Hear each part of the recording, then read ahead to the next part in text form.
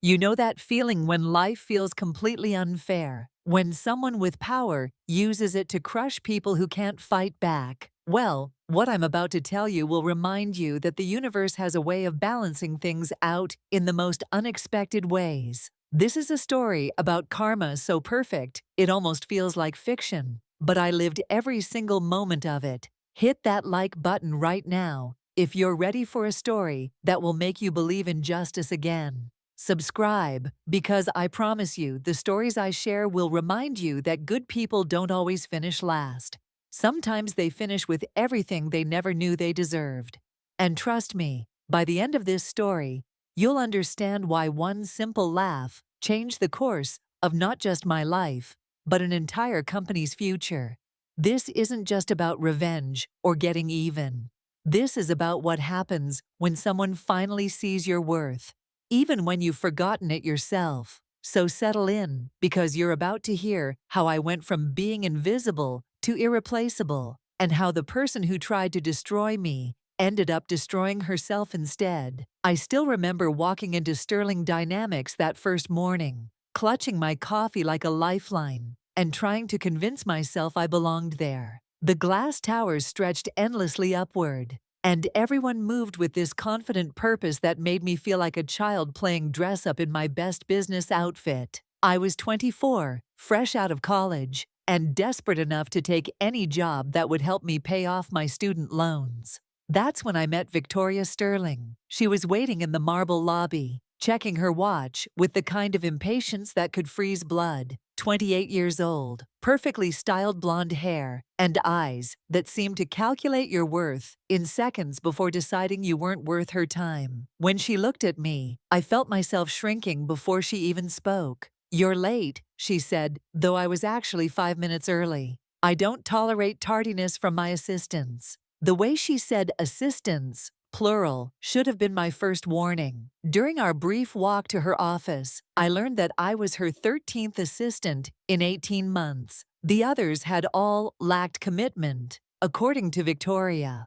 What I didn't know then was that she had a reputation throughout the building. They called her the Ice Queen, and employees would literally change elevator routes to avoid running into her. Victoria made it clear from minute one that I was beneath her notice. My college degree meant nothing. My ideas were worthless. Even the way I organized her calendar was wrong, though she never bothered explaining the right way. She had this talent for public humiliation that was almost artistic, waiting until meetings to point out my mistakes, throwing away coffee I'd spent my own money on because it wasn't exactly the right temperature, speaking about me in third person while I stood right there. "She'll learn," Victoria would tell colleagues, with a smile that never reached her eyes, "or she won't last long like the others." But Sterling Dynamics wasn't just Victoria's kingdom. It belonged to her older brother, Adrian Sterling, the 32-year-old billionaire CEO who'd built this tech empire from nothing. I'd seen his face on magazine covers, but in person, he was different than I expected. Quieter, more thoughtful. There was something almost lonely about him, despite being surrounded by success.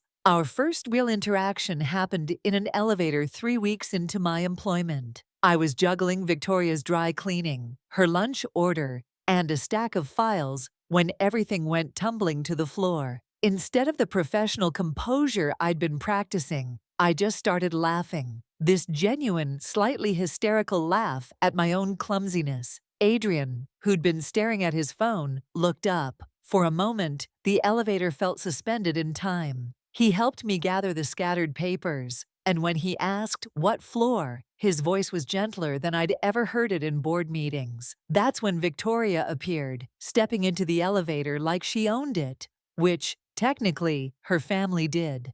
The temperature dropped 20 degrees as she dismissed me with a look that could have cut glass, but I caught Adrian watching the interaction with something I couldn't quite identify in his expression. I should have known that moment would change everything. What I didn't realize was that Victoria had noticed Adrian's moment of kindness in that elevator, and it had triggered something dangerous in her. The woman who was already making my life miserable suddenly found new levels of cruelty I didn't know existed. It started with impossible tasks designed to make me fail. She'd assign me to prepare 200 slide presentations with 4 hours' notice, then criticize every font choice and color scheme. She'd send me across the city for her specific coffee order, then dump it in the trash the moment I returned, claiming it was cold. But the worst part wasn't the tasks.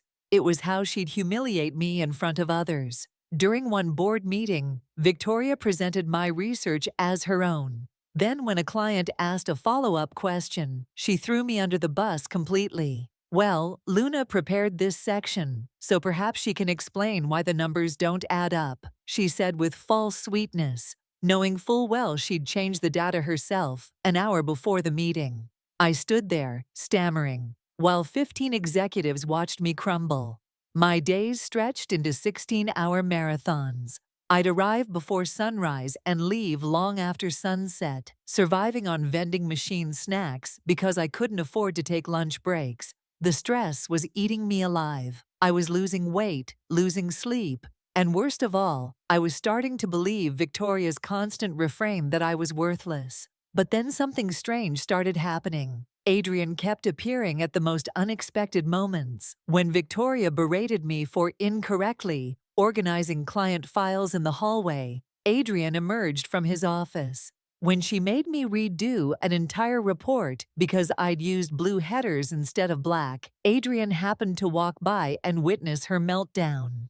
It felt like coincidence at first, but the pattern was too consistent to ignore. The moment that changed everything happened at a coffee shop across from our building. I was grabbing Victoria's third latte of the day when I accidentally knocked over the cream dispenser, sending it clattering across the floor. Instead of mortification, I burst into laughter, this genuine, uncontrolled laughter at the absurdity of my life. That's when I heard a familiar voice behind me. "That's the sound I've been missing." Adrian was standing there, and for the first time, he wasn't the intimidating CEO. He was just a man who looked like he hadn't laughed in years. We talked for maybe 10 minutes while I cleaned up my mess, and he asked questions that no one had asked me in months. About my dreams, my background, what I actually wanted from life. "You know," he said as we walked back to the building, "you have this way of finding joy in the smallest disasters. That's rare." Victoria was waiting when we entered the lobby together, and the look on her face could have melted steel. That afternoon, she called me into her office and delivered the most chilling threat yet. "I don't know what game you think you're playing," she hissed, "but remember this, I can make you disappear from this industry entirely. No one will ever hire you again if I decide you're a problem." The war had officially begun. Victoria's paranoia about Adrian's attention reached a breaking point when she announced the Hartwell Industries presentation, a $50 million client that could make or break careers. She assigned it to me with a smile that felt like a death sentence. "This is your chance to prove you belong here, Luna," she said in front of the entire marketing team. "Fail, and I think we'll both know it's time for you to find opportunities elsewhere." I threw myself into that presentation like my life depended on it, because honestly, it did. 3 weeks of 18-hour days, researching every detail about Hartwell's business model, their competitors, their market position. I created what I knew was the best work of my life. Comprehensive, innovative, and exactly what they needed to hear. The night before the presentation, I stayed until midnight putting the final touches on everything. I backed up my files, triple-checked every slide, and went home feeling cautiously optimistic for the first time in months. But when I arrived at work the next morning, my world collapsed. Every file was corrupted. My presentation had been reduced to blank slides with error messages. My backup drives were wiped clean, and somehow I'd been locked out of the shared server where I'd saved additional copies. I frantically called IT, but they said it would take hours to recover anything. Hours I didn't have. Victoria found me in my cubicle, hyperventilating over my computer screen.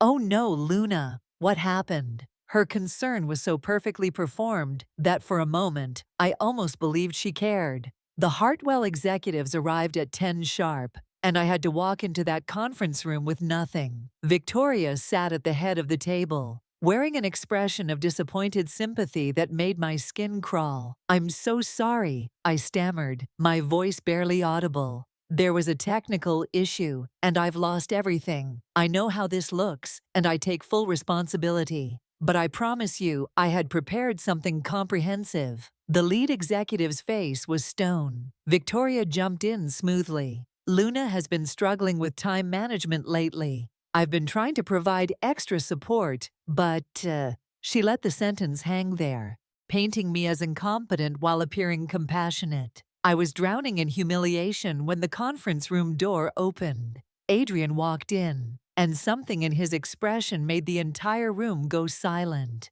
His eyes swept over the scene, me barely holding back tears, Victoria's perfectly crafted disappointment, the executive's obvious irritation. "I apologize for interrupting," he said calmly, "but I need to speak with our IT director immediately. There seems to have been a security breach in our system overnight." Within minutes, our head of IT was connecting his laptop to the conference room display. What appeared on screen made Victoria's face go completely white. Digital forensics, timestamps showing exactly when my files had been accessed and deleted. Security footage of someone entering the building at 11:30 the night before, using Victoria's key card to access areas she had no business being in. "It appears," Adrian said quietly, "that someone deliberately sabotaged this presentation." The room erupted in chaos, but Victoria's voice cut through it all. "This is ridiculous. Why would I sabotage my own assistant? That makes no sense." But the evidence was undeniable. And Adrian's next words changed everything. "Victoria, my office, now." What happened in Adrian's office that day became Sterling Dynamics' legend. Though I only learned the details later, Victoria walked in, expecting to manipulate her way out of the situation. But Adrian had spent the morning reviewing security footage from the past 6 months, every late-night visit to assistants' workstations, every technical glitch that had destroyed other employees' work, every calculated act of sabotage she'd orchestrated. 18 assistants, Victoria, Adrian told her, his voice deadly calm. 18 people whose careers you've tried to destroy. And for what? To feel powerful? Victoria's response was everything I'd come to expect from her: deflection, manipulation, and finally, vicious honesty. They were weak. This company doesn't need weak people. I was protecting our standards, but Adrian had made his decision. He gave her 2 choices: public apology to every person she'd wronged, followed by mandatory management training and a demotion, or immediate resignation with no severance package. Victoria's mask finally slipped completely. "You're going to choose her over your own blood? Some nobody assistant over family?" Her voice rose to a shriek that could be heard through the office walls. "This company will collapse without me. I made the marketing department what it is." Adrian's response was quiet, but it carried through the entire floor. "You're right about one thing. I am choosing her. I'm choosing decency over cruelty, integrity over manipulation, and authentic leadership over whatever this has been." Victoria stormed out that afternoon, screaming threats about lawsuits and family loyalty. But her words rang hollow.